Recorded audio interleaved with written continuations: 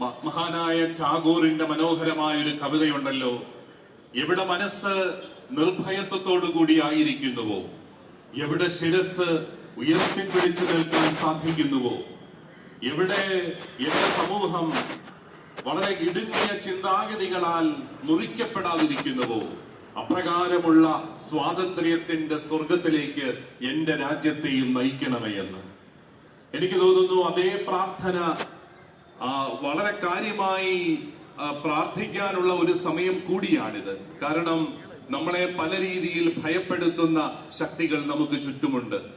സത്യത്തിന് സാക്ഷ്യം വഹിച്ചാൽ അതിന് പ്രത്യാഘാതങ്ങൾ ഉണ്ടാകുമെന്ന നിലയിൽ ഭീഷണികളുടെ സ്വരങ്ങൾ പല സ്ഥലത്തു നിന്നും ഉയരുമ്പോൾ ധീരതയുടെയും നിർഭയത്വത്തിന്റെയും സാക്ഷ്യമായി മാറുവാൻ നമ്മൾ വിളിക്കപ്പെടുകയാണ് ഈ കുരിശിന്റെ വഴിയിലൂടെ. മതത്തിന്റെയും വർഗത്തിന്റെയും പേരിൽ ജനങ്ങളെ ഭയപ്പെടുത്തുന്ന ശക്തികളെ കുറിച്ച് ജാഗ്രതയോടുകൂടി ആയിരിക്കുവാൻ, നിർഭയമായി ഈ സമൂഹത്തിൽ ജീവിക്കുവാൻ, അതിനുള്ള ഒരു വലിയ കൃപയാണ് കർത്താവിന്റെ കുരിശ് നമുക്ക് നൽകുക.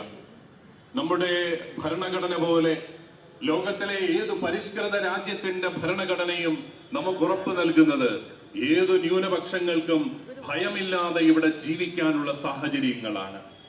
ഭയത്തോടുകൂടി ഒരു മനുഷ്യനെങ്കിലും, ഒരുപക്ഷെ ഒരു രാജ്യത്തിലെ ഏറ്റവും ദുർബലനായ ഒരു മനുഷ്യനെങ്കിലും ഭയപ്പെട്ടാണ് ജീവിക്കുന്നതെങ്കിൽ അത് ആ രാജ്യത്തിന്റെ മുഴുവൻ പരാജയമായിട്ട് കരുതുവാൻ നമുക്ക് സാധിക്കണം. അവിടെയാണ് നമുക്ക് ടാഗോറിനെ പോലെ പ്രാർത്ഥിക്കേണ്ടത്. എവിടെ മനസ്സ് നിർഭയത്വത്തോടുകൂടി ആയിരിക്കാൻ ആഗ്രഹിക്കുന്നുവോ ആ സ്വാതന്ത്ര്യത്തിന്റെ സ്വർഗത്തിലേക്ക് എന്നെ നയിക്കണമേ എന്ന്.